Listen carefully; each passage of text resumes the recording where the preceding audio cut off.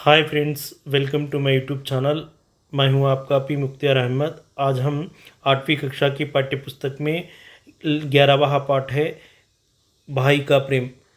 इसकी विधा है कहानी पाठ है।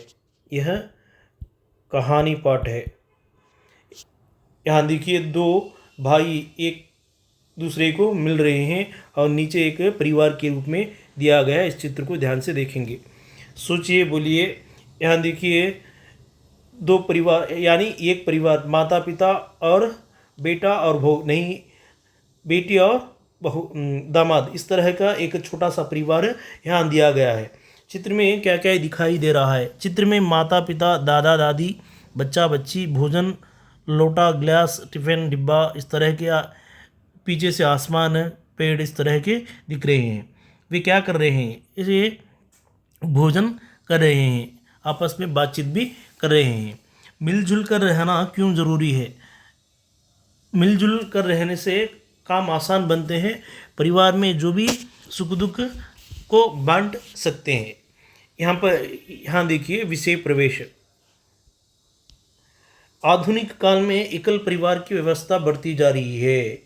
आधुनिक काल में किस तरह का परिवार की व्यवस्था बढ़ती जा रही है? एकल परिवार की व्यवस्था बढ़ती जा रही है। आत्मीय भावनाएं कम होती जा रही है और एकल परिवार बढ़ता जा रहा है और आत्मीय भावनाएं कम होती जा रही है। फिर भी आपसी प्रेम और भाईचारे के कई उदाहरण हमारे सामने आते रहते हैं। आज हम ऐसे ही दो भाइयों के आपसी प्रेम के बारे में इस कहानी में जानेंगे। एक छोटी सी कहानी दो भाइयों के बारे में यहाँ दिया गया है। उस कहानी को हम भाई का प्रेम के नाम से देखेंगे। इस पार्ट को हम आगे बढ़ाएंगे। यहाँ देखिए, पहले अनुच्छेद में यानी पैराग्राफ में राजापुर, इस गांव को आप याद रखिए। राजापुर, भाई का प्रेम पार्ट में किस गांव के बारे में? राजापुर के गांव में। एक सुंदर गांव था। उस गांव की मिट्टी बहुत उपजाऊ थी। किस गांव की मिट्टी उपजाऊ थी? राजापुर गांव की मिट्टी उपजाऊ थी। उपजाऊ का अर्थ है पंडल पंडे भूमि। अतः गांव के अधिकांश लोग खेती किया करते थे। किस गांव के लोग अधिकांश खेती किया करते थे? राजापुर के गांव के लोग अधिकांश खेती किया करते थे। इसी राजापुर में दो भाई रहते थे। दोनों किसान थे।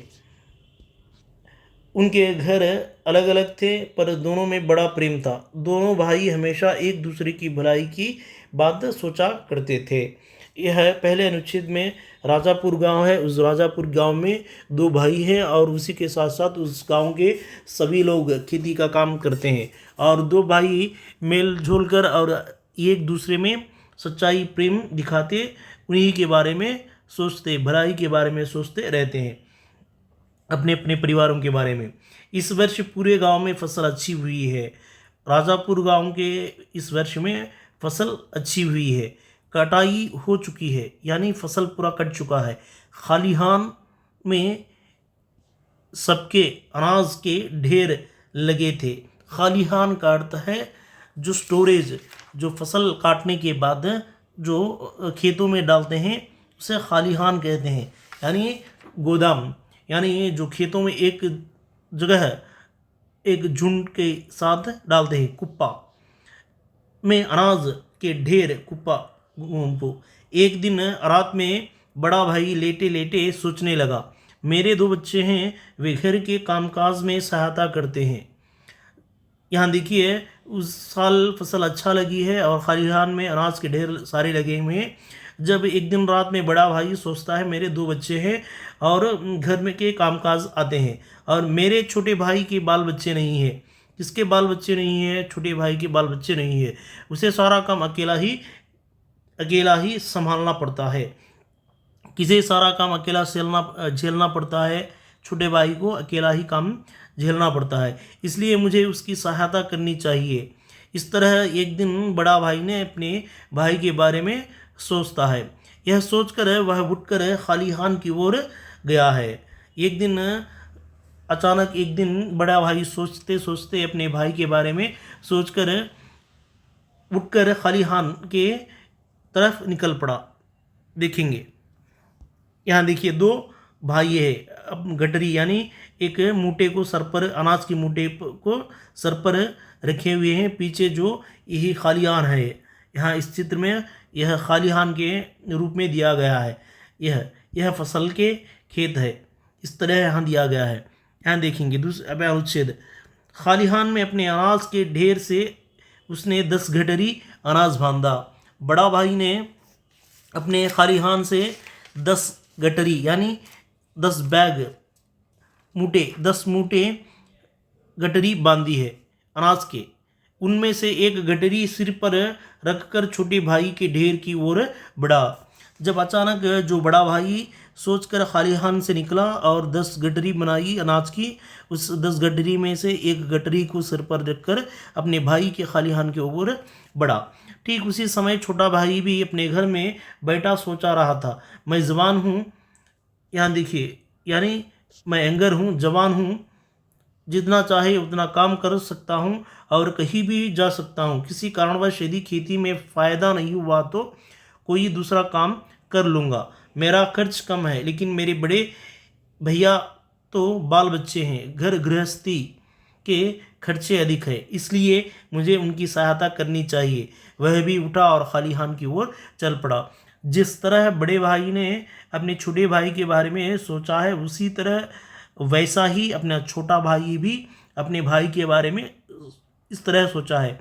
मेरे भाई के 2 बच्चे हैं, खर्चा बहुत है, मैं अकेला हूँ, कहाँ भी जा सकता हूँ, अगर फसल भी नहीं हुए दूसरा काम करने के लिए मैं तैयार भी हूँ। इस तरह छोटा भाई भी अपने घर में सोचकर खालिहान की ओर बढ़ा है।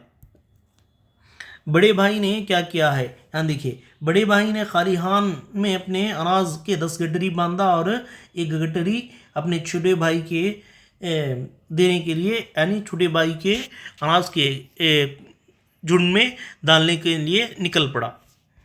खालिहान, यहाँ देखिए, खालिहान में अपने अनाज के ढेर से उसने भी 10 गठरी अनाज बांधा।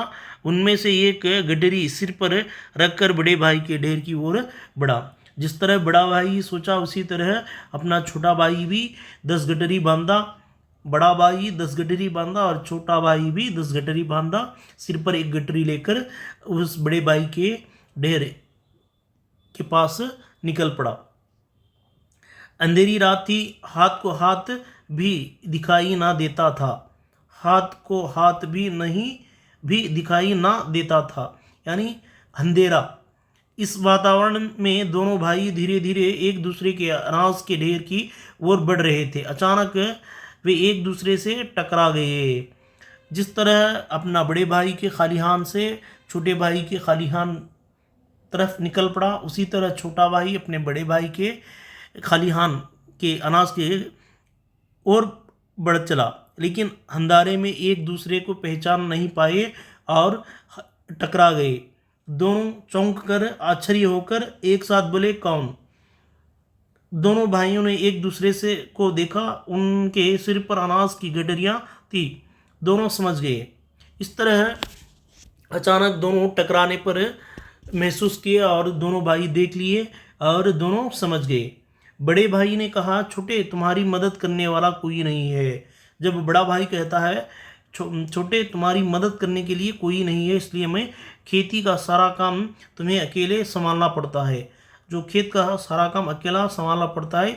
इस तरह मैंने सोचा कि तुम्हारे पास अनाज अधिक होगा तो अधिक दिन तक घर चलेगा, इसलिए मैं खालिहान से अनाज तुम्हारे ढेर में डालने जा रहा था।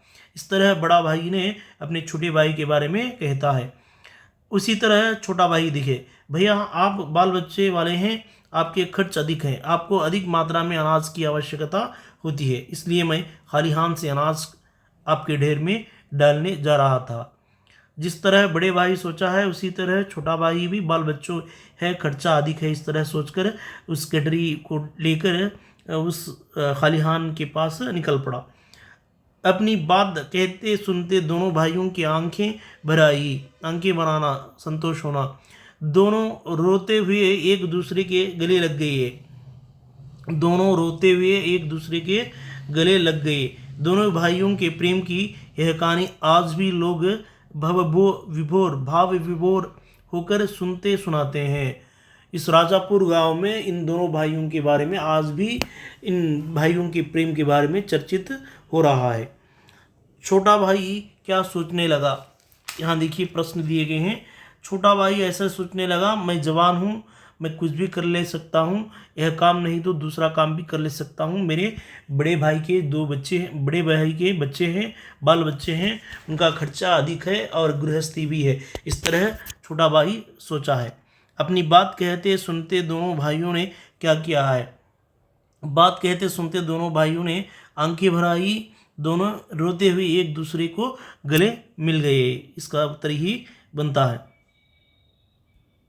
यह इसका उत्तर। इस तरह यह कहानी पाठ यहाँ दिया गया है। यहाँ देखिए दोनों एक दूसरे को भाई आपस में मिल रहे हैं। पाठ के मुख्य बिंदु, यहाँ देखिए पाठ के मुख्य बिंदु। राजापुर नामक गांव में 2 भाई रहते थे, दोनों में बड़ा प्रेम था। दोनों हमेशा एक दूसरे की भलाई के लिए ही सोचते थे। गांव में फसल अच्छी हुई। बड़ा भाई छोटे भाई की भलाई के बारे में सोचकर अपने अनाज का कुछ हिस्सा छोटे भाई के अनाज के ढेर में डालने गया।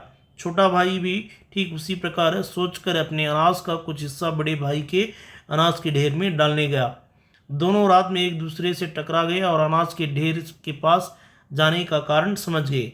आपसी प्रेम को देखकर दोनों भाइयों की आंखें भर आई, वे रोते हुए एक दूसरे के गले लग गए। इस तरह पाठ के मुख्य बिंदुओं को यहाँ दिया गया है। Thank you friends, like me, share me, subscribe मी। इस वीडियो को ज़्यादा से ज़्यादा शेयर करवाइए, अपने मित्रों को सब्सक्राइब करवाइए। Thank you friends.